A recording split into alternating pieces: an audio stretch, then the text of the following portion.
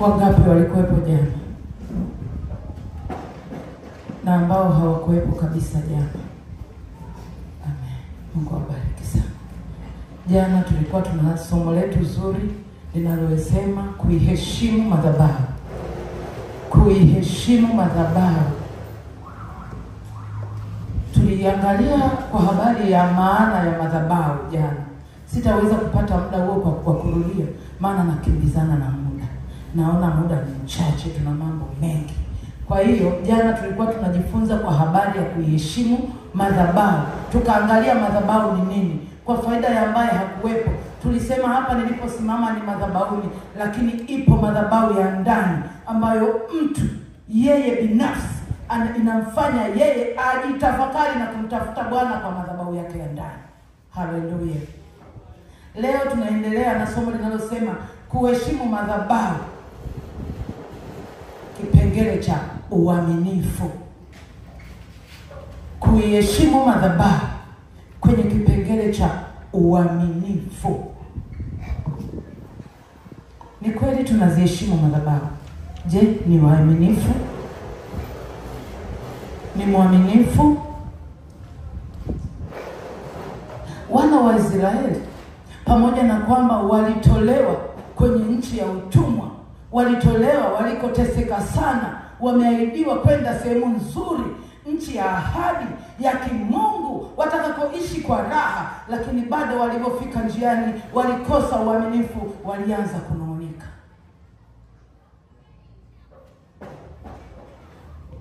Pamoja na kunung'unika kule, walijiongezea safari yao ikawa ndefu, ikawa ya miaka 40. Badala, ukisoma kwenye vitabu vingine vya historia mbalimbali za Biblia, inasema safari ya wana wa Israeli ilikuwa ni ya siku chache tu, siku kama 11. Lakini kwa sababu wao walianza kunung'unika na kumnung'unikia Musa, wakasahau kwamba wametolewa wapi na wanapeleka wapi, wakaanza kunung'unika, walikosa uaminifu, wakajiongezea ruti, safari ikawa ndefu. Ndivyo tulivyo sisi leo. Pamoja na kwamba Mungu ametufanyia mambo mengi mazuri, Mungu ametutendea mengi mazuri, Mungu ametufanyia mambo mazuri, amekuponya wewe ulikuwa mgonjwa, Mungu amekupa watoto wako wazuri, Mungu amekupa mume wako mzuri, Mungu amekupa kazi nzuri, Mungu amekupa pumzi. Ndugu zangu, kupumua ni neema. Lakini bado hatujaridhika, bado sio waaminifu. Kuna tunavyomnung'unikia Mungu. Kuna mtu mwingine tu kwa aliko anatamani hata alione jua. Mimi nimeumwa miezi 4. Wapendwa, nimeumwa miezi 4, sitoki hata nje. Wanangu ni mashahidi. Sijatoka, nilikuwa najiuliza, nasema hivi itakuja kutokea hata tu nitoke tu. Yaani sio kutoka, yaani niamke hapa kitandani, hivi itawezekana? Nilitamani. Haleluya. Lakini Mungu ametupa uzima, hatuna uaminifu. Uaminifu ni nini?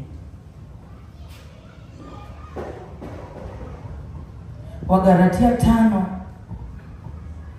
mstari mmoja tu wa 22. Namba alipata somo.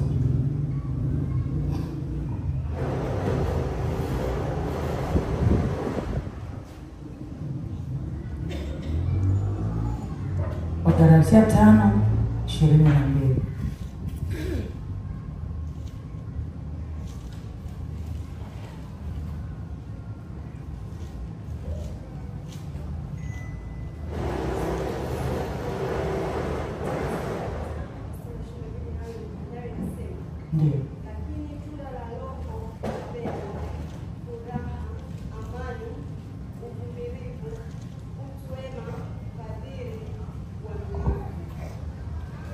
Amina. Lakini tunda la Roho ni upendo, furaha, amani, uvumilivu, fadhili na uaminifu. Tunda la Roho. Uaminifu uko pale. Ina maana wewe kama sio mwaminifu, huna tunda la Roho. Uaminifu, mimi nimeandika 1, uaminifu ni kuzalisha.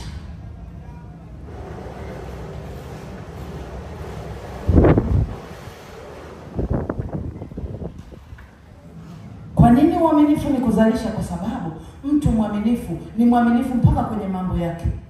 Yaani unakuwa mwaminifu kwa Mungu, mwaminifu kwa wengine, mwaminifu mpaka kwenye mambo yako. Na usipokuwa mwaminifu, sio mwaminifu kwa Mungu, sio mwaminifu kwa wengine, mzembe mpaka kwenye kazi zako za kawaida. Mwaminifu. Na mtu anayezalisha. Kama uaminifu ni kuzalisha, maana yake lazima kuna mafanikio hapo. Nikasema namba 2, nikasema uaminifu ni maongezeko. Kwa sababu unapozalisha lazima utaongezeka. Usipozalisha utakaa hapo tu siku zote, hutaongezeka chochote, kwa sababu sio mwaminifu. Kuna watu sio waaminifu, wamekula mpaka mitaji. Yaani sio mwaminifu, anajidhulumu mpaka yeye mwenyewe.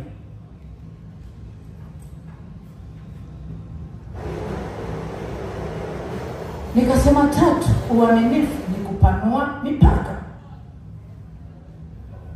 Wewe umezalisha, umeongezeka, utaacha kupanua mipaka yako? Ndio tutakuta huyu ameenda chini, huyu ameenda wapi, kwa sababu tu ya uaminifu. Uaminifu. Unaiheshimuje madhabahu yako kwenye uaminifu?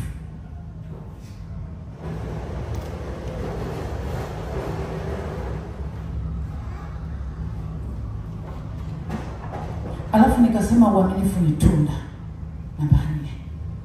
Tunda huwa linazaa. Yaani linachanua.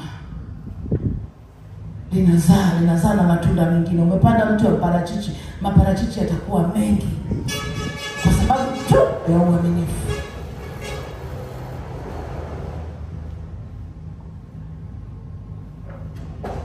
Mtu mwaminifu lazima azae. Mtu mwaminifu lazima aongezeke. Mtu mwaminifu lazima azalishe. Mtu mwaminifu anajiamini Bwana. Ukiwa mwaminifu unajiamini sana. Mimi nimeumwa miezi 4, nimemwacha Janeti ofisini kwangu ndio msimamizi. Kwa nini? Ninawafanya kazi wengi. Kwa nini nilimwacha Janeti? Nilimwona mwaminifu. Haleluya. Mtu mwaminifu. Una uaminifu kwa kiasi gani? Kila mtu anajifahamu hapa tulipo. Una uaminifu gani kwa Mungu? Una uaminifu gani kwa watu wanaokuzunguka? Una uaminifu gani kwa jirani yako? Una uaminifu gani hata kwenye kazi zako? Mwaminifu. Kila mtu hapa ajichunguze kwenye kipande chake, wapi unafeli. Kuna mwingine ni sio mwaminifu kwa Mungu, kuna mwingine sio mwaminifu kwa wenzake, kuna mwingine yaani akiona hela ya mtu kaa yake. Uaminifu. Anatamani hata vitu visivyo vyake. Uaminifu.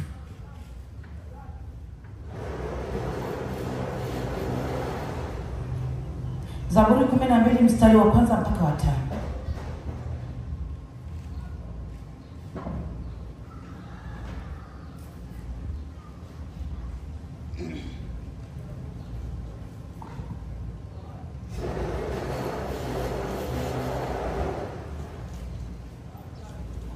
Siwezi, naomba Mungu anisaidie. Tutasoma Zaburi 12 mstari wa 1 mpaka wa 5. Bwana uokoe, maana mcha Mungu ameokoka. Maana waaminifu wametoweka katika wanadamu. Husemezana yasiyofaa kila mtu na mwenziwe, kwenye midomo ya kujipendekeza. Husemezana kwa mioyo ya unafiki. Bwana ataikata midomo yote ya kujipendekeza, nao ulimi unenao maneno ya kiburi. Wanasema, kwa ndimi zetu tutashinda, midomo yetu ni yetu wenyewe. Ni nani aliye Bwana juu yetu? Kwa ajili ya kuonewa kwao wanyonge, kwa ajili ya kuugua kwao wahitaji. Sasa nitasimama, asema Bwana, nitamweka salama yeye wanayemnyonya.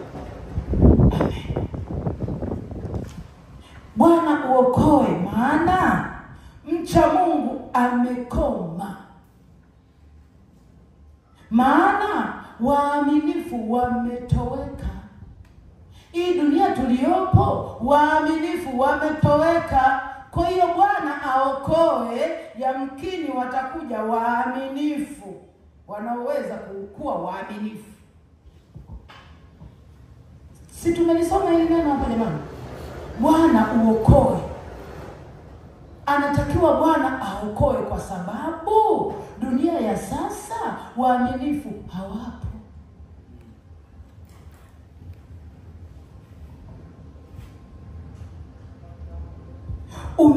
Uaminifu umetoweka kwa watu, na hivyo imepelekewa watu hatufanikiwi kabisa, kwa sababu siamini kama kuna mtu anamwamini mtu asiye mwaminifu hata akampa kitu chake. Haiwezekani. Sasa je, wewe ni mwaminifu? Mimi ni mwaminifu? Kwenye haya tu mambo ya kawaida, mimi ni mwaminifu? Na tukasahau kwamba uaminifu unalipa. Mtu mwaminifu analipwa kwa ajili ya uaminifu wake, na mtu asiye mwaminifu analipwa kwa sababu ya kutokuwa mwaminifu kwake.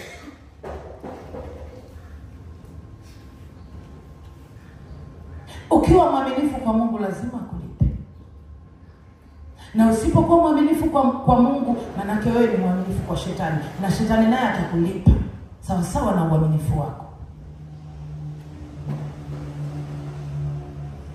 Si tunajifunza jamani? Luka 16:10 mpaka 11.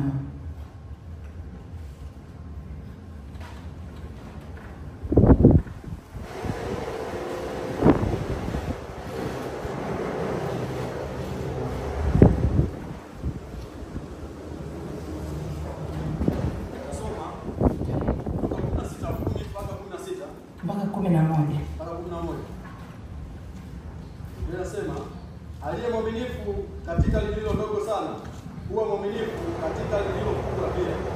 Na aliye dhalimu katika lililo dogo, huwa dhalimu katika lililo kubwa pia.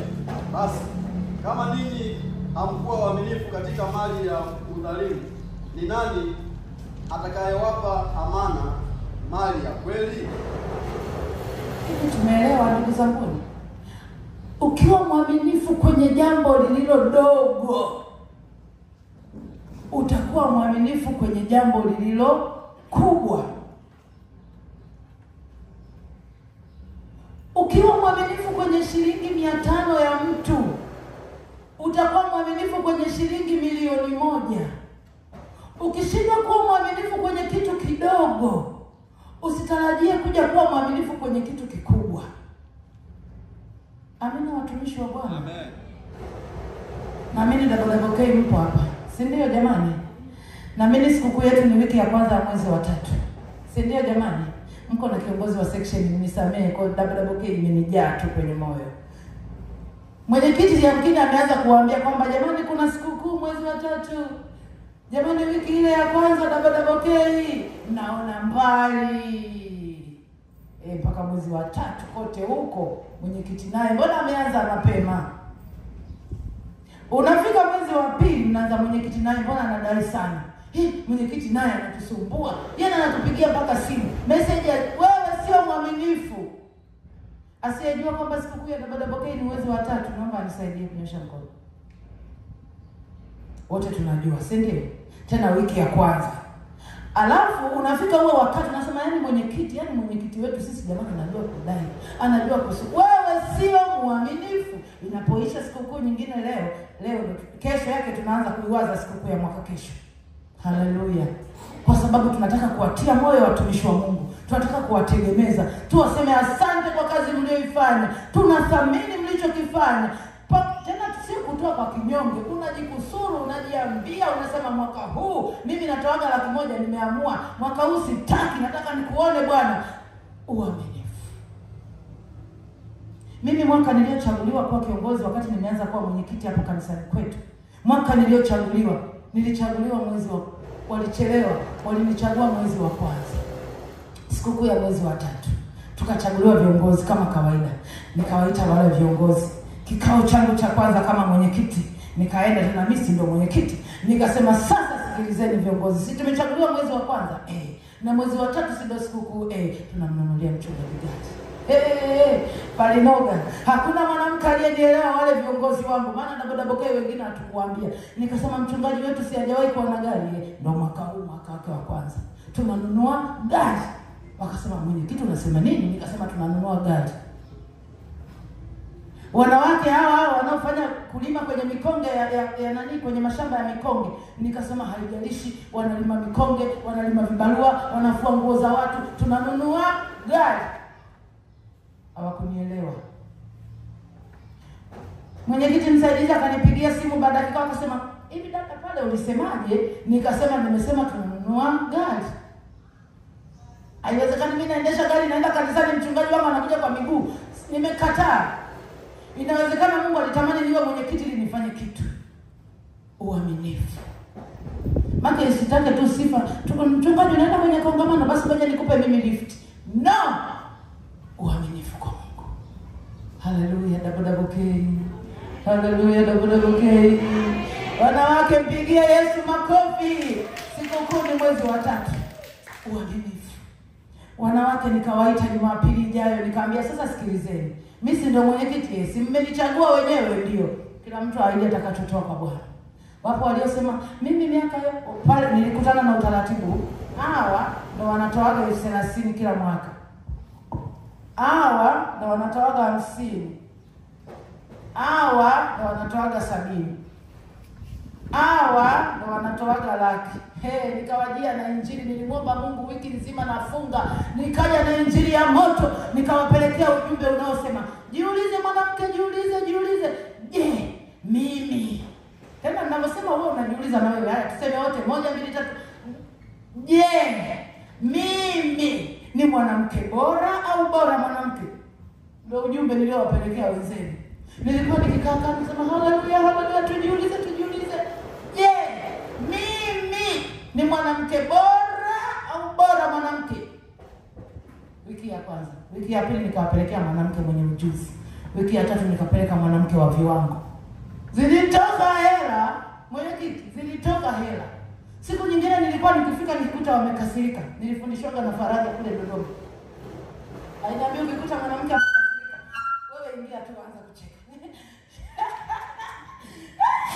Jamani, wewe utaacha kucheka, umekuta na Fred anacheka, utaacha kucheka. Wote mnacheka alafu nawaletea neno la Mungu. Haleluya. Uaminifu kwa Mungu. Tunajifunza uaminifu jamani. Uaminifu. Kumbe tuwe waaminifu katika kila eneo.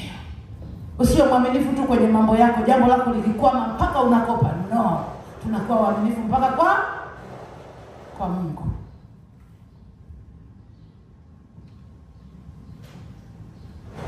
Luka 19, mmoja asome. Sisi tufanyeje, muda unaenda. Luka 19:12 mpaka 27 na Mathayo 25:26 mpaka 28. Nafikiri tuandike, tunaweza tusome moja wapo kati ya haya. Tusome hii Mathayo. Luka 19:12 mpaka 27, Mathayo 25:26 mpaka 28. Naomba tusome hiyo.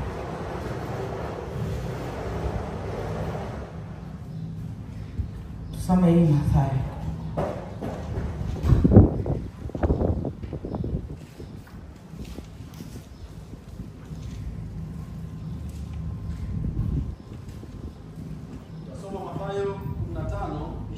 Mathayo 25:26 mpaka 28.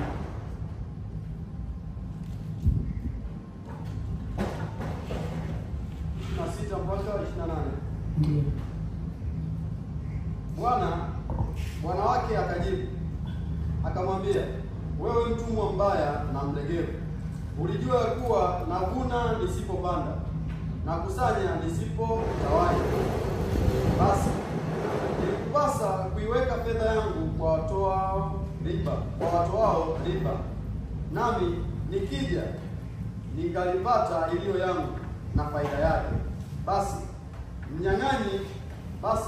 mnyang'anyeni talanta hiyo, mpeni yule aliye nazo talanta 10. Nimesema kuna watu sio waaminifu mpaka kwenye habari ya maisha yao. Umepewa mtaji, huyu amepewa 100,000, huyu amepewa 50,000, huyu amepewa, wewe uliyepewa 10,000 umeifukia, huwezi hata kuifanyia kazi. Kwani Biblia inasema yule aliyepewa mwenye navyo ataongezewa? Inakosea? Uaminifu. Watu sio waaminifu mpaka hata kwenye maisha yao wao wenyewe. Yaani mtu wewe sio mwaminifu mpaka kwenye maisha yako mwenyewe. Umepewa bado yule aliyepewa nyingi amefanya biashara amerudisha na faida. Aliyepewa kidogo amefanya biashara amerudisha. Wewe uliyepewa kidogo, maskini tunavyojua kulizika. Mmeona maskini tunavyojua kulizika? Kuna mtu hapa mwanamke atasema mimi sina biashara, yani mimi nakaaga tu, uje nikufundishe biashara. 5,000 ni mtaji. Kwa nini tunakuwa hivi? Kwa sababu ya kukosa uaminifu. Akasema chukueni hizi mpeni yule mwenye nyingi, kwa sababu amekuwa mwaminifu. Haleluya. Uaminifu. Kwanza kesho ndio mtanielewa vizuri, yani hapa nawaandaa. Jana tulikuwa tunaelewa maana, tunaangalia maana ya madhabahu. Leo tunaangalia uaminifu. Kesho ndio mtasema uaminifu umekaaje uaminifu. Kesho bila kuniuliza utaelewa mwenyewe. Sasa kesho ukitaka uje, ukitaka usije. Kwa nini? Kwa sababu kesho ndio naanza somo lenyewe sasa. Haleluya. Hizi ni nyakati za mwisho, hatuna muda. Mchungaji, hizi ni nyakati za mwisho. Sijui nyewe wachungaji mnaelewa kubembeleza watu. Sisi wainjilisti tunasema Yesu anarudi, ukitaka okoka, ukitaka acha. Ndio sisi sasa. Ndio maana tupewa makanisa. Lakini nyinyi wachungaji mnasema uje mtumishi wa Bwana, Yesu anakupenda. Sisi hapa unataka njoo, utaki acha. Kwa nini? Kwa sababu ni faida yako mwenyewe. Ukitaka uje, ukitaka usije, utajua mwenyewe. Mbinguni kila mtu anaenda peke yake. Hakunaga mbingu ya kuongozana na mtu. Haleluya, watumishi wa Bwana. Bado mnanipenda? Amen.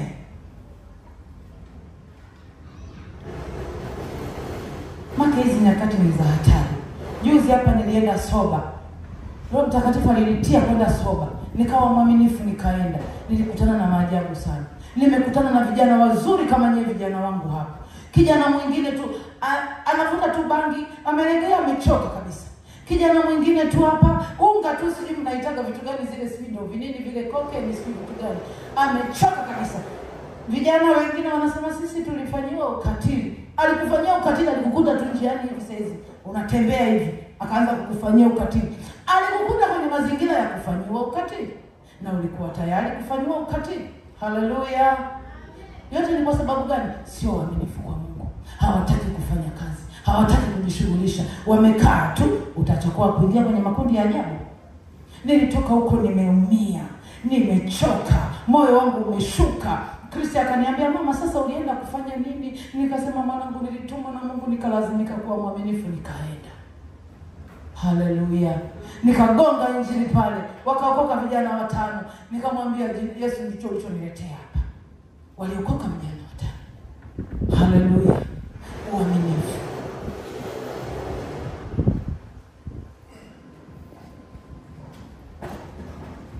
Zaburi 101:6-8.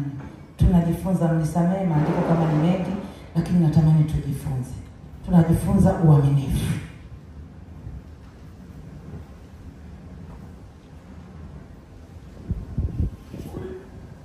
Mia 101 mstari wa 6 mpaka wa 8.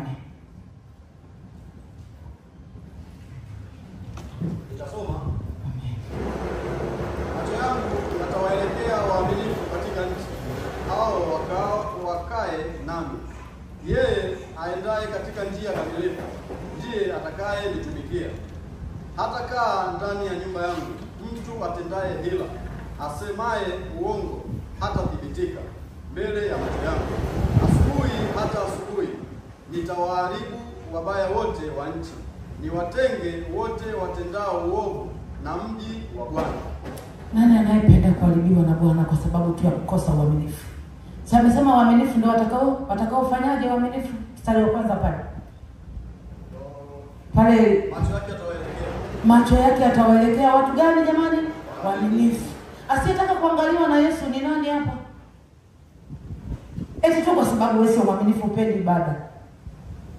Eti tu kwa sababu wewe sio mwaminifu utaki mambo ya Mungu, utaki tu mambo ya Mungu. Utaki kuona macho ya Mungu yanakuelekea. Nani hataki kuelekewa na Yesu jamani? Tumuombe Yesu sasa hivi amgeuzie kishingo, angalie huko nyuma. Wote tunapenda, si ndio? Mnaonaje tuwe tu mwaminifu, tuwe tu waaminifu? Maana Biblia imesema macho yake uwaelekea waaminifu. Ila wale waongo wale imesema atawakatilia mbali. Kwa nini tusiwe tu waaminifu? Kwa nini tusiamue tu? Tukaamua tu kuwa waaminifu. Tunaiheshimu madhabahu, afu tunakuwa tu waaminifu. Unakuwa mwaminifu kwenye mambo ya Mungu, unakuwa mwaminifu kwenye mambo yako, unakuwa mwaminifu kwa jirani zako, unakuwa mwaminifu kwenye kazi zako, unakuwa mwaminifu kwa watoto wako, unakuwa mwaminifu kwa mume wako, unakuwa mwaminifu kwa mke wako. Haleluya. Aliongea mtumishi wa Mungu mmoja, alisema hivi: kungekuwa na vipimo vya kupimia uaminifu, wanaume wengi wasingerudi kulala nyumbani. Kile kipimo kingefungwa tu pale mlangoni. Huyo mtu aliyetaka kusika kwa uaminifu akipita pale kinapiga kelele. Akipita pale kinakacha. Wanaume wengi wasingerudi nyumbani, wangesema nilipata matatizo njiani, nilikutana na shida. Wanawake sisi ni waaminifu. Lakini wanaume wengi wangeogopa kurudi nyumbani, maana alikotoka hakuna uaminifu. Wangebaki huko. Uaminifu tu ungemfanya mtu alale hata njiani, alale hata stendi kama mpiga debe. Uaminifu, maana akirudi nyumbani ataumbuka.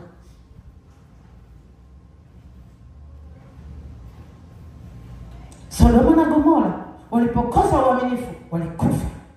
Tupo kwenye kipindi cha neema, watu tunajisahau, sio uaminifu.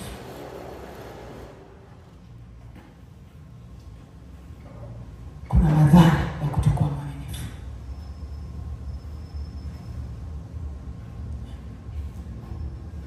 Uaminifu sio karama, bali ni tabia ambayo mtu anaamua kujijengea yeye mwenyewe na kusema sasa nimeamua kuwa mwaminifu. Warumi 12 mstari wa 2, hatusomi andika. Uaminifu sio karama, ni tabia yako wewe mwenyewe ulioamua kuchagua. Sasa unachagua tabia gani? Uaminifu sio karama. Uaminifu ni tabia ambayo mimi nimeamua kuwa mwizi. Ndio tabia niliyochagua sasa. Mimi nimechagua kuwa mke wa mtu afu malaya. Ndio tabia niliyochagua. Mimi nimechagua kuwa mama mlevi. Ni tabia niliyochagua. Sio mwaminifu mimi. Haleluya. Amen. Tuwe mwaminifu. Mimi mwaka jana Mungu alinisaidia, nilikuwa mwaminifu. Ingawa nilipata shida, niliteseka, lakini natimizaje uaminifu? Nikalazimika.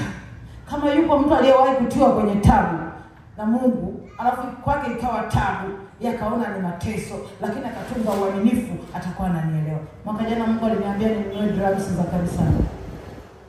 Sasa najiuliza, drums, huyu ni Mungu kweli? Mimi ninunue drums? Mimi hapa sio kweli. Nikampigia Geoffrey, nikamwambia Mungu amesema ninunue drums, utanichangia shilingi ngapi?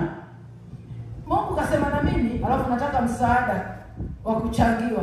Akaniambia mtumishi wa Bwana, Mungu kama amesema na wewe, endelea tu, wewe uliyesemeshwa. Nikasema sasa hapa uaminifu unanitaka hapa. Uaminifu. Nikampigia rafiki yangu mmoja. Kaambia sijui ni Mungu, sijui ni mawazo yangu, sijui ni shetani, au kwa vile nimeona kanisani kwetu hamna drums nini. Hivi Mungu anaweza kaniambiaje mimi ninunue drums peke yangu? Hivi inawezekanaje?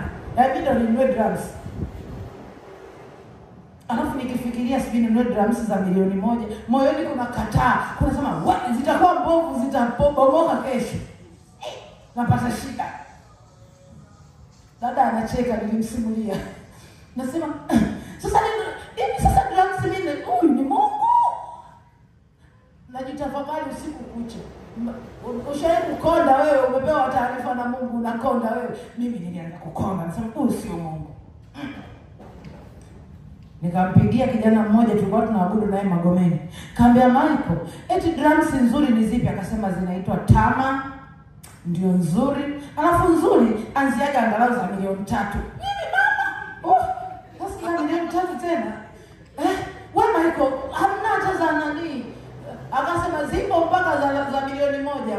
ila mbovu mnaweza mkapiga mwezi zikaachia. Sasa nimepatikana. Lakini nataka kuwa mwaminifu kwa Mungu. Na nilipoanza kukosa raha na teseka, nikajua huyu ni Mungu.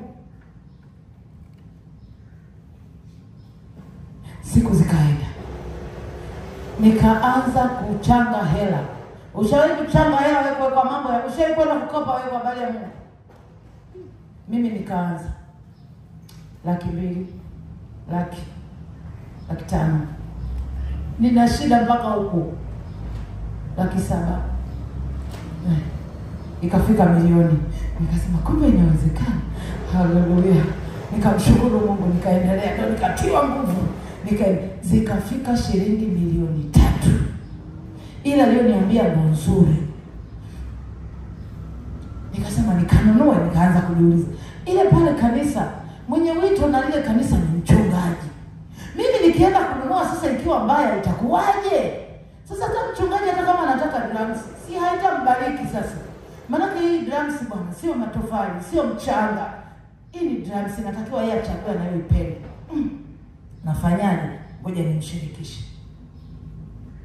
Nikamshirikisha, nikamwambia mchungaji, Mungu alisema na mimi. Alisema nini? Mungu aliniambia ninunue drums. Akasema haleluya. Kwa hiyo umefikia wapi mtumishi wa Bwana? Sasa nilitaka nikanunue tu, lakini moyoni kwangu nikasikia kuna sema nitakukosea kwa sababu naweza nikanunua ikawa mbaya. Mungu akubariki sana. Nina rafiki yangu anayehusika na mambo hayo hapo Dar es Salaam. Akampigia dakika ile akampigia simu. Mtumishi wa Bwana, mimi nahitaji drums hapo nzuri. Sio mbaya. Je, ningekuwa na milioni moja ajui hata nina shilingi ngapi sasa hiyo. Nzuri, kwa hiyo ndio nahitaji hapa. Akaniambia hapa nzuri angalau 2.5 milioni, lakini ya 3 ndio kama nzuri hivi nzuri. Ingawa ziko za mpaka 6 lakini za 3 ni nzuri, ni nzuri tu. Haina shida, ni nzuri na inakuwa na spare za nini wanajua wa vyombo. Spare za ngoma ile kinani kule kuna na spare.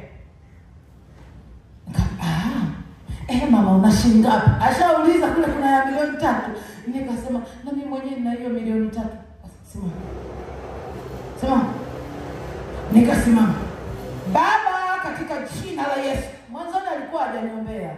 Mpaka tulipofika hapo kwenye 3 milioni hiyo ndio akaniombea. Ziko wapi mama? Sasa baba ninazo baba. Hizi hapa nimeona wewe ndio ukanunue sasa kwa sababu mimi nikampa. Tena alikuja na rafiki yake. Naona siku ile mchungaji alikuwa proud sana na mshirika wake mimi. Maana yuko na rafiki yake. Nilipomwita yeye alikuja na rafiki yake, hajajua kuna nini. Nikampa ile. Uaminifu. Ndugu zangu, na tunafundishana uaminifu.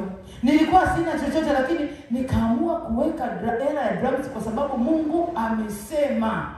Mpaka kila Geoffrey naogopa hata kuwaomba hela akula kwa sababu nikiwaomba alafu nikawaambia nakusanya hela drums wanaweza wakaniambia wewe bibi unazo. Ila hawajui Mungu kanisemeshaje. Haleluya. Kwa hiyo wananipa tu wakijisikia wenyewe. Yaani hata nikibana na shida zimekaa huko mwenzio naogopa. Maana nakusanya hela drums. Na nilishajichanganya, niliwaambia bora hata ningenyamaza. Tujifunze Mungu akisemaga na wewe jambo nyamaza. Lifanye mwenyewe. Jifungie, mtafute Bwana, ingia rohoni, ingia kule madhabahuni kule. Mwambie Bwana umeniambia. Mimi nikajifanya kwanza kuwaomba kina Geoffrey. Na hawakunipata mimi. Haleluya. Amen. Anapoondoka akasema naenda kesho. Kwanza alipigia watu wengi. Nikagundua kumbe nimeubariki moyo wa huyu baba. Wengi akaamua kusema kesho asubuhi napanda SGR naondoka. Nikasema nashukuru baba, 50 ya nauli. Maana usije ukaingia kwenye ratiba zako. Akaenda. Alienda Jumatatu. Jumanne, Jumatano, Alhamisi, Ijumaa bado natafutaga drums anayoitaka. Jumamosi ndo akarudi nayo. Akaifunga pale. Praise team anapoingia wanakuta juu, hatari kunapendeza. Kila anayeingia anashangilia. Kila mimi mwenyewe naimba praise team jamani. Kama kuna mama huko hataki kuimba pole sana. Mimi mwenyewe ni praise team. Na mimi mwenyewe naingia na mimi mwenyewe nashangilia. Baba akatukumbuka. Haleluya, tumechoka Bwana. Kila mtu anashangilia. akashangilia kivyake. Haleluya. Nilipoona pale nikakumbuka pale kanisani kwetu hatuna mpigaji. Nikamfuata kaka kama nikasema sasa mchungaji amenimani kabisa. Mpigaji yoyote unamfahamu? Akasema mama wapo lakini wanataka kwa 15,000 kwa siku. Nikasema njoo naye mimi nitampa. Haiwezekani mchungaji wetu ametoa hela zote hizi. Alafu kesho siku ya kwanza mtu aje apige vibaya. Akaniambia wewe mama una jicho la tatu. Nikasema ni kweli mwanangu nimejiongeza. Haleluya. Akaniletea yule kijana. Uaminifu. Akamleta yule kijana kesho.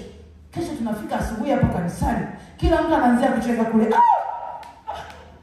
Tunaanzia nje. Jamani, uaminifu kwa Mungu. Haleluya. Uaminifu kwa Bwana. Hebu tuwe uaminifu kwa Bwana. Mungu anaposema na wewe jambo lifanye kwa uaminifu. Usianze kuwasumbua kina Jofrey. Utachelewa. Utapishana na baraka zako. Utapishana na miujiza yako. Jana niliwashuhudia nikasema wakati najenga nyumba yangu Mungu aliniambia ninunue matofali, nilipeleka kwa stendi ile niliyowaambia waliokuepo jana. Wewe ambaye ulikuepo jana pole. Wenzio niliwashuhudia. Alafu nyumba yangu nikajenga kwa miezi hii na kuhamia. Kwa nini? Kwa sababu ya uaminifu. Nilipokuwa napata hela mimi mwenyewe sielewi. Haleluya. Nikajikuta tena kipindi najenga na watoto nasomesha Subira na Grace, alafu nimewaweka private. Mimi si jeuri wa Yesu, nimewaweka huko kwenye private. Nikikosa hela naingia madhabahuni, namwambia Bwana ananipa hela, watoto wanasoma, nyumba najenga, maisha yanaendelea. Na samaki tunakula. Sio ile ya kujenga kwa mateso, hapana. Haleluya. Nawaambia ibada ile ya Jumapili siku ile praise team waliimba kama hawatakaa waimbe tena. Wamama walikuwa wananyanyuka wanacheza kama hawatakaa wacheze tena.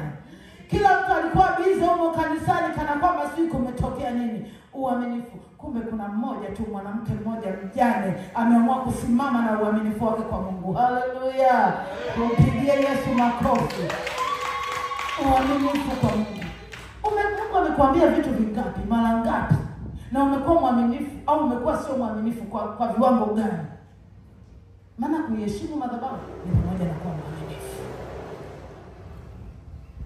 Ni mara ngapi umesemeshwa?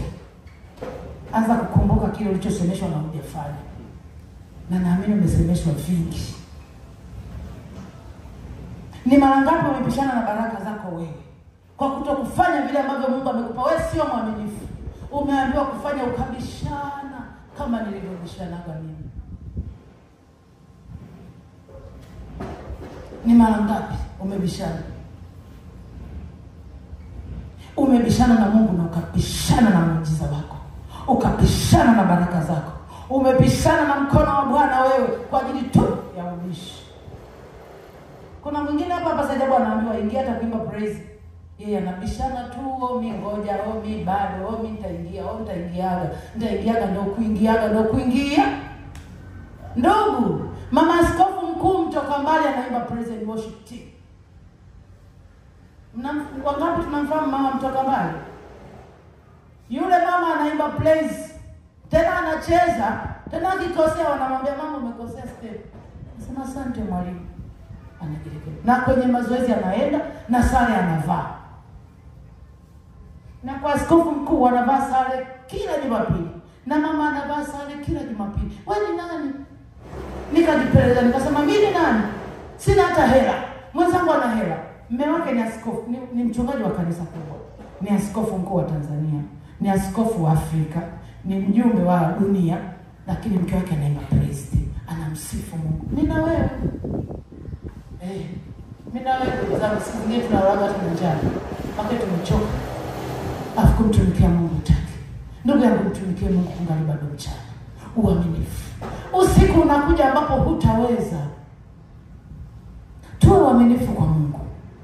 Uaminifu kwa Mungu. Kuna mwingine hapa ameambiwa vitu vingi na hivi ndio tunaanza huduma. Wewe fanya vile unavyoambiwa. Kama kipo unachosemeshwa na Bwana, fanya. Ili kanisa letu si ndio linaanza. Na maana lina vitu vingi sana vya kufanya. Fanya tukute vitu vimejaa mpaka kule mwishoni. Aliyefanya hatumjui. Yupo anayesemeshwa. Wewe unayesemeshwa upo. Mimi najua upo. Lakini unakosa uaminifu. Basi nunua hata kimoja weka nyumbani kwako, siku ya siku ukija unavibeba hata viwili vitatu. Wewe unayesemeshwa upo. Upo unayesemeshwa. ila unakosa uaminifu kwa Mungu. Haleluya. Bado mnanipenda? Amen. Kwani mnanielewa? Uaminifu kwa Mungu. Niliponunua ile drums, nilishusha mzigo moyoni, nikasikia mzigo umefanya kwa. Alafu nikaingia nikasema, Bwana Yesu, Subira bado hajapata kazi. Kipindi kile ndio Subira naye alinitesa kwenye kupata ile kazi. Yaani Mungu kama vile alikuwa ananipitisha umwe tu mradi nione, maana nilikuwa naogopa. Subira sasa bado hajapata kazi, wakapata. Nikamwambia Chris naye anaingia kwenye mtihani mwezi wa 5, akafaulu. Kila nilichokuwa namwambia Bwana alikuwa anafanya. Hakuna kilichokwama ndugu zangu. Baada ya pale, wewe nitoe milioni 3, alafu Mungu asinifanyie, huyu sio Mungu. Nilikuwa kila ninachomwambia Mungu anafanya. Kila ninachosema kwa Mungu anafanya. Kuna kipindi binti yangu alikuja kule nyumbani Mama G. Akasema, mama, hujawahi kuacha kuomba maombi kwa ajili ya watoto wako. Ni kwa sababu gani? Na mimi ni mwaminifu kwa Mungu. Mimi Mungu akisema kitu nafanya. Kwa hiyo ninapoenda kwa Mungu kwa habari ya watoto wangu na Mungu anafanya. Haleluya. Wewe sio mwaminifu kwa Mungu. Watu tunapenda vya Mungu lakini hatumpendi Mungu mwenye vitu. Hiyo ndio shida yetu. Unapenda vitu vya Mungu, alafu mpendi Mungu mwenye vitu. Unakuwa mwaminifu kwenye vitu vya Mungu, lakini huyu mwaminifu kwa Mungu mwenye vitu vyake. Alafu unatarajia nini? Haleluya. Haleluya. Haleluya wa mama. Haleluya wa baba, wa kaka na watu wote. Mungu anatupenda sana, lakini tuwe waaminifu kwake. Tunaishia kuongea Mungu tunakupenda, haleluya. Wewe ni mwaminifu. Mungu amekusemesha mangapi hujafanya? Mbona ya kwako ulifanya mpaka ulifanya na kuzidi? Mbona ulifanya mpaka tulikushangaa kwamba hivi huyu ndio yeye? Mbona ulifanya kwa ubora? Mbona ulifanya kwa viwango? Mbona kwa Mungu wewe umelegea sana? Hebu tuwe tunajichunguza. Nyakati zingine tupatage muda wa kujitafakari. Haleluya.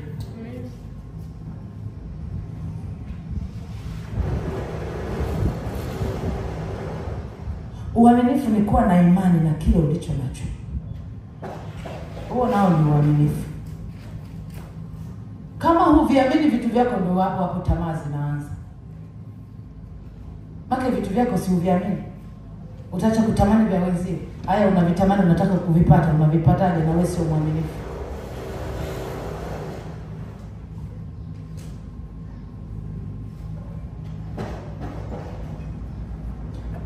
Na hapa tu maandiko hatusomi. Ibrania 6:11 mpaka 12. Yeremia 48 mstari wa 10. Tutasoma nyumbani, nataka nikimbizane na muda, mnisamehe.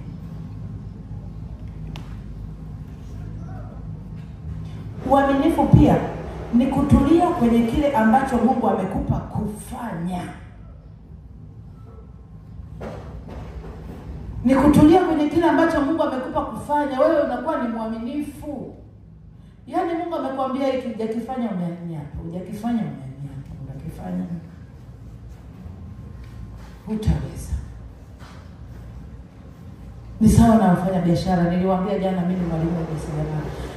Leo umeuza mboga, haijaisha kesho umeenda kuuza karanga, haijaisha kesho umeenda kumaharage, haijaisha kesho umeenda, havijaisha kesho, utajua usimame wapi. Lazima uwe mwaminifu hata kama maisha ya biashara. Haleluya. Uaminifu. Uwe mwaminifu katika kile ambacho Mungu amekupa kufanya. Mwanzo 12 mstari wa 1 na wa 2. Mithali 20:20 na mstari wa 28. Naomba unisaidie kusoma Mithali 20:28. Mwanzo 12 mstari wa 1 mpaka wa 2, alafu Mithali 20:28. Naomba tusome 20. Nitasoma Mithali 20:28. Fadhili na uaminifu humhifadhi mfalme, na kiti chake cha enzi huthibitishwa kwa fadhili. Fadhili na uaminifu humhifadhi mfalme, na kiti chake cha enzi. Hivi kama fadhili na uaminifu vinamhifadhi mfalme, vinashindwa kukuhifadhi wewe? Mfalme ni nani? Yesu ni binadamu tu. Mfalme si ndio wewe mfalme? Haleluya. Uaminifu unakuhifadhi. Mtu mwaminifu anapita popote bila shida. Mtu mwaminifu anaenda kokote bila changamoto. Uaminifu unakuhifadhi. Tutaangalia sala za kutoka uaminifu.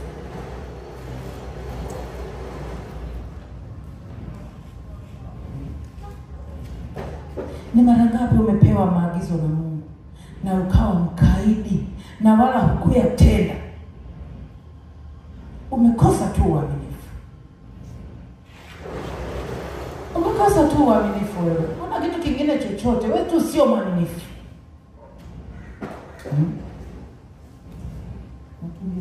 Ngoja nirukie mbele kidogo. Mungu hufanya nini kwa mtu mwaminifu? Naona muda nao unakimbia, si kama unanionea. Mungu hufanya nini kwa mtu mwaminifu? Namba 1, humbariki na uzao wake. Ukiwa mwaminifu, Mungu anakubariki wewe pamoja na watoto wako. Mithali 20:27. Usitegemee wewe umekosa uaminifu na mambo ya ajabu ajabu watoto wanajifunza kwako. Juzi nilikuwa na mkutano eti Chris ameokoka kwenye mkutano. Nikasema, tuishwa Bwana, ndio naokoka leo." Akasema, najikuta kama niokoke tu, niokoke tena." Unaokoka tena Chris? Tumefika nyumbani hapo. Nimeona kaa tu niokoke tena. Nikasema inawezekana utembea na uaminifu na uokovu wa mzazi ambaye ndio mimi. Kwa sababu tangu umezaliwa Chris nenda kanisani. Chris nenda kanisani. Kwa jina la Bwana libarikiwe mwanangu, Mungu akubariki, njoni kuombea neema. Baba naomba mfunike huyu mtoto mzingiri. Kwa nini? Kwa sababu alitembea tu na uokovu wetu, si ajabu Chris alikuwa hajaokoka. Umeokoka mtumishi wa Bwana? Nimeona tu niokoke. Ikabidi nitige mara nyingi nikaa naona ananichanganya. Haleluya. Lakini mtu mwaminifu, Mungu humbariki yeye pamoja na uzao wake.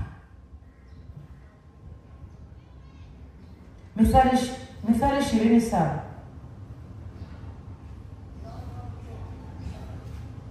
Tulisoma hiyo Mithali 20:7? Hapana, nitasoma. Ndio. Mithali 20:7. Mwenye haki aendaye katika unyofu wake, watoto wake wabarikiwa baada yake. Yes. Wewe mwaminifu, wewe mwenye haki, watoto wako wanabarikiwa kwa ajili yako. Wanabarikiwa kwa sababu tu wewe ni mwaminifu kwa umelaani watoto wako. Kinyume chake, mtu asiye mwaminifu, watoto wake walaaniwa badala yake. Wewe usiye mwaminifu umesababisha laana kwa watoto wako.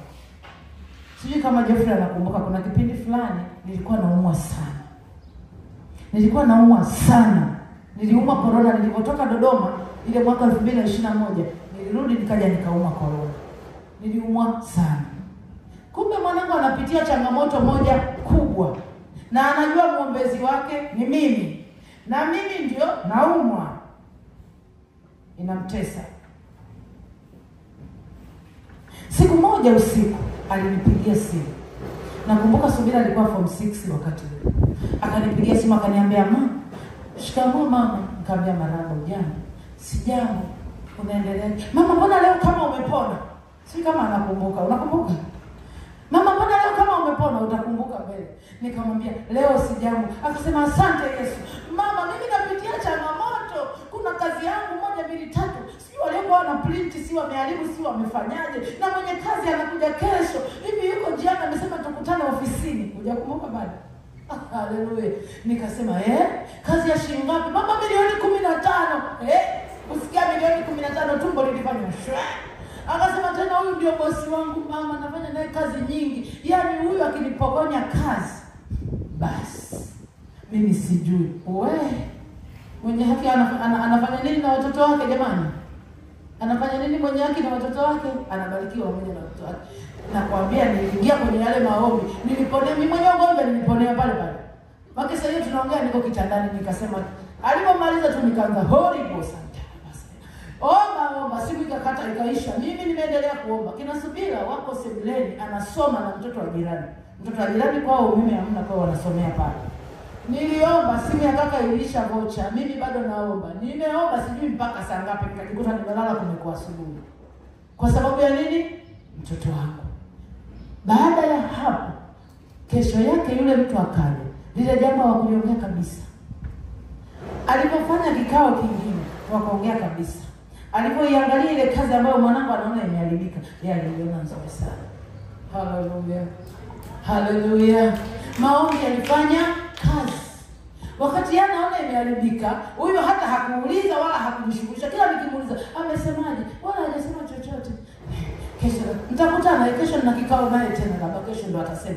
Lilishia hivyo hivyo. Kwa sababu ya uaminifu. Nisingeomba, sababu hilo ndo lingekuwa la kwanza kuliuliza. Nilijifunza kitu kikubwa sana. Wewe mama usiye mwaminifu, umelaani mpaka mtoto wako kwa sababu tu ya wewe kukosa uaminifu. Labda wewe ungelikuwa mwaminifu kwenye mambo ya Mungu, mtoto wako angebarikiwa. Leo tunalalamika, watoto wetu hivi, watoto wetu vile, watoto wetu kile, watoto wetu kile. Umejichunguza wewe? Unamfundisha nini mtoto wako? Wewe ni mwaminifu? Anajifunza kwa matendo kutoka kwako? Anajifunza nini? Haleluya. Giovanni mjukuu wangu aende shuleni bila kuombewa. Asubuhi ikifika, hata kama nililala, anakuja, wewe bibi, amka sasa uniombee, mwanzo ndo naondoka. Haleluya. Nataka kuniambia yeye hata ombea watoto wake. Maombi yenyewe unajua tunavyoombeana, tunasimama na lazimika kuamka. Mimi nimesimama mbele, ananikumbatia na mimi namkumbatia. Kwa hiyo ndio tunaombeana. Mimi nasema Mungu mbariki Giovanni. Linda hatua zake, bariki dawati, mbariki shuleni. Naye anasema mbariki bibi, apate hela nyingi, akienda kazini. Mungu kamuonekanie. Haleluya. Unamwombeana mtoto wako asubuhi anapoenda shuleni, au unamwambia tu haya masomo mema? Unajua shuleni nakutana na changamoto gani? Uaminifu. Unapokosa uaminifu unalani watoto wako.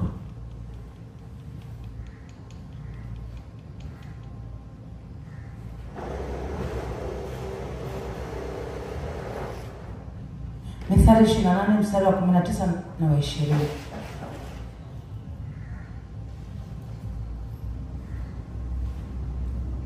Unapokuwa na shida, Mungu anakuwa karibu na wewe wakati unapomwita. Unapokuwa na shida, Mungu anakuwa karibu na wewe sana. Maana wewe ni mwaminifu. Kama wewe ni mwaminifu kwa Mungu, kwa nini yeye asiwe mwaminifu tu kwako? Kwani ile niite nami nitakuitikia? Si ni kwa ajili yetu sisi waaminifu? Alafu kuna sehemu kukasema maombi ya mwenye dhambi ni kelele mbele za Biblia kali.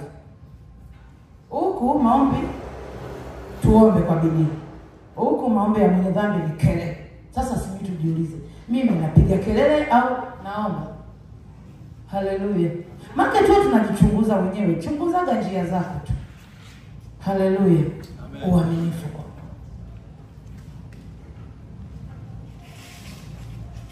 ukiwa mwaminifu unampendeza Mungu na Mungu anakuweka katika utumishi. Timotheo wa kwanza mstari sura ya kwanza mstari wa 12. Timotheo wa kwanza sura ya kwanza mstari wa 12.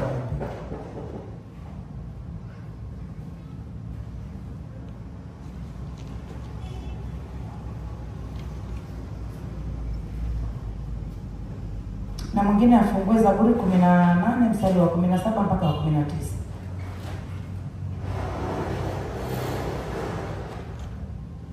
Ndio umeisha mchungaji, naomba niendelee kidogo. Nisamehe. Tutasoma Zaburi 18. Timotheo, haya, okay. Zaburi 18 mstari wa 17 mpaka 18. 19. 17 mpaka 19. Ndiyo. Akaniokoa na adui yangu mwenye nguvu, na wale walinichukia, maana walikuwa na nguvu kuliko mimi. Walinikabili siku ya msiba wangu, lakini Bwana alikuwa tegemeo langu.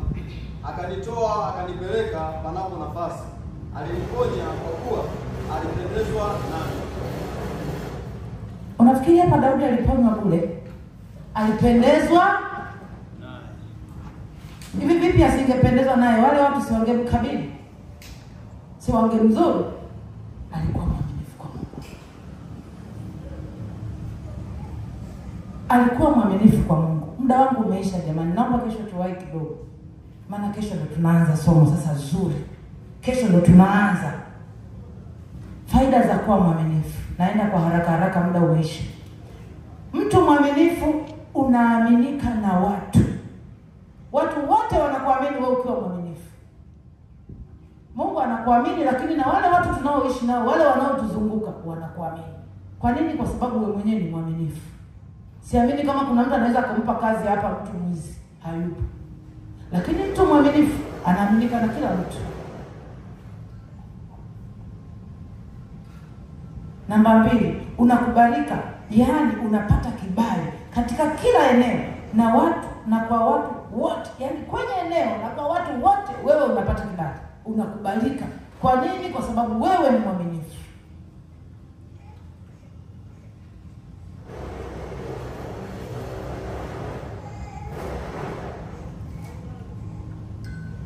Mtu yeyote aliye mwaminifu anakopesheka.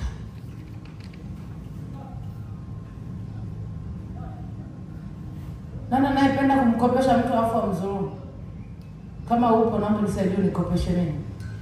Alafu nikudhulumu. Haleluya. Mtu mwaminifu anakopesheka. Walokole wa sasa wengi wao tunaogopa hata kuwakopesha. Kwa nini? Kwa sababu ukimkopesha halipi. Walokole wengi wa dunia hii sasa hivi tumeshaona bora hata ukamkopesha mataifa huko mlevi sisi kitu gani. Atakuogopa na mafuta yako ya ulokole. Lakini walokole wengi mkikopesha halipi. Kwa nini? Sio. Mtu mwaminifu anakopesheka. Anakukopesha kwa sababu si mwaminifu, si utamlipa. Jana walikukopesha ulimlipa. Kesho atakukopesha utamlipa. Kesho kutwa atakukopesha hutamlipa. Uongo. Mimi nakumbuka wakati nimetoka kuokoka tu, ndio nimeokoka tu mchana. Nauza vitenge vizuri. Alinikopa mke wa Shemasi. Hajanilipa mpaka leo. Yaani ndio nimeokoka mchanga. Alafu na mheshimu mke wa Shemasi. Mpaka hivi sasa sijalipwaga. Sasa niulize nimeokoka mwaka gani mpaka leo. Na nakikumbuka. Sasa na mimi mwenyewe si ndio sijaachilia maana hata sielewi. Mpaka kama nimekikumbuka mpaka leo na mimi nijipeleleze. Ila sio kama namkumbuka nakumbuka tu kwamba nilikuwa mchanga. Siangesababisha tu hata niache mwenzie wokovu. Niseme walokole waongo sana. Si ndio jamani? Ndugu yangu tukopesheke. Tuwe waaminifu. Tukikopeshwa tulipe. Ukikopeshwa usibadilishe njia. Pita pale pale. Kama huna mwambie mtumishi wa Bwana nisamehe leo sijapata na kesho. Walokole wengi hawalipani maneno. Hapo tunajua lakini tunanyamaza. Uaminifu unajengwa kwa kuwa mkweli wakati wote.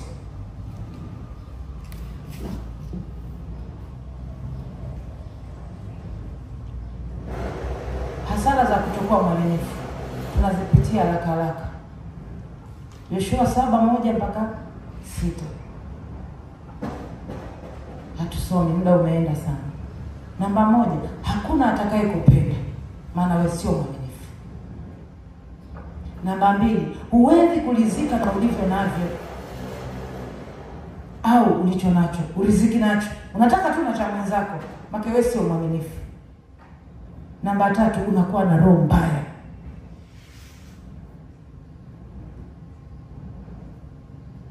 Namba 4, hakuna mtu atakaye kuamini. Namba 5, hakuna mtu atakaye kukopesha. Yaani wewe ukopesheki wewe. Maana wewe sio mwaminifu. Hukopesheki. Hakuna atakaye kuamini, hakuna atakaye kupenda, hakuna atakaye kuhitaji. Yaani hayupo. Kwanza mtu asiye mwaminifu hata ukipita hapa. Mimi ndio nimepita hapa sasa hivi. Afu sufuria lako limepotea huko. Nani alipita hapa? Alipita Loda. Yule mwizi yule sio mwaminifu. Atakuwa yeye ndio kachukua. kumbe hujachukua. Kutokuwa mwaminifu. Usipokuwa mwaminifu unahisiwa hata vitu ambavyo sio vyenyewe. Kitu cha mtu kimepotea mtaani lakini atakuwa nani?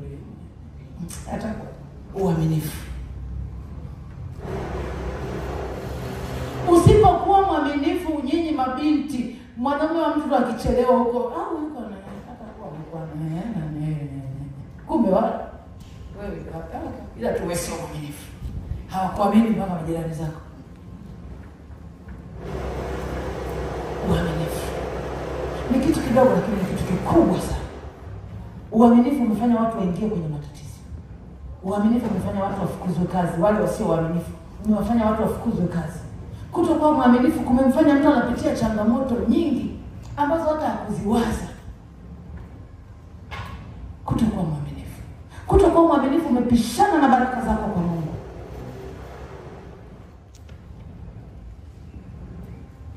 Kutokuwa mwaminifu, hata umehangaika kutafuta mume nani atakuoa, uje unaenda umemkosa kwa sababu wewe sio mwaminifu. Sasa Mungu anaanza kuwaza, huyu kijana wa watu nikimpelekea huyu mwanamke ni changamoto.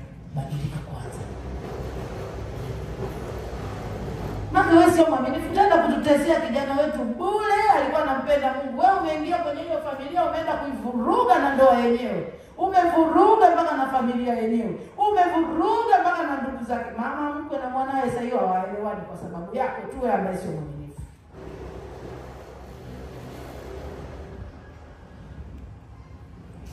Uaminifu.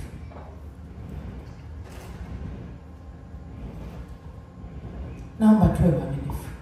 Tuwe waaminifu kwa Mungu. Tuwe waaminifu mitaani. Tuwe waaminifu kwa watu wanaotuzunguka. Uwe mwaminifu hata kwenye kazi yako. Uwe mwaminifu popote. Watu wamekosa uaminifu wanalalamika kila siku wao serikali. Kuna rais gani aliyepita kukugawia hela wewe huko mtaani? Yupo. Hata angeingia huyo nani sijui nani huyo aliyeko magereza, atakuja kukugawia hela. Usipokuwa mwaminifu wewe mwenyewe kuzitafuta na kuzitunza, yupo atakaye kuja kukupa. Watu wanalalamikia tu hiki, wewe sio mwaminifu kwenye kile kidogo. Usipokuwa mwaminifu kwenye kidogo, hata kwenye kikubwa huwezi kuwa mwaminifu. Usipokuwa mwaminifu kwenye 10,000 ambayo Mungu amekupa, huwezi kuwa mwaminifu kwenye 1,000,000. Uaminifu. Ni waombe watumishi wa Mungu. Kesho tuwahi, kesho ndo tunaanza somo letu lile zuri kabisa. Haleluya. Yaani kesho ndo tunaanza somo kabisa. Kesho ndo tunaanza somo lenyewe. Ngoja nigeuke niwe mchungaji leo niwaombe. Na waomba kesho tuwahi. Na naomba Preston kesho mnipe muda mzuri kidogo. Huu unaona msiuelewe. Hapa tu saizi niko kwenye muda wa nje. Niwaombe kesho tuwahi. Naamini kila mtu atahudumiwa. Mpaka kufika Jumapili kila mtu atakao amehudumiwa kwenye eneo lake. Hiyo sina mashaka, nilishamuomba Mungu. Sina mashaka kabisa. Mchungaji kesho ndo naanza somo. Na waomba kesho ndo naanza lile somo ambalo Mungu amenileta huku. Nilipomuomba Mungu sana, akaniambia nikawaambie watu kuheshimu madhabahu kwa kipande moja, kwa kipande 2, kwa kipande 3, kwa kipande 4. Hivi vipande vilivyobaki 3 vya mwisho kila mtu atanielewa na kila mtu anajiangalia yuko kwenye nafasi mpya. Haleluya. Naomba tusimame.